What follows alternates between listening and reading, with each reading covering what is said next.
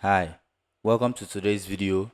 In this video, I am going to show you how to add a new account to Telegram.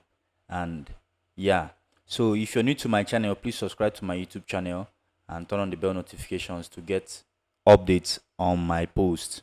Now, these are the kind of videos I make on my channel. Top altcoins to watch out for in 2025. These are from research and all that. And then find trending tokens on chain. These are from hard research and everything. So yeah, so I'm going to show you how to create how to add an account on Telegram. Now this is it here, your Telegram. Open your Telegram. Now click on these dots at the point. You see your profile. This is your profile, and if you click on this arrow to drag down, you see all the accounts I've added before.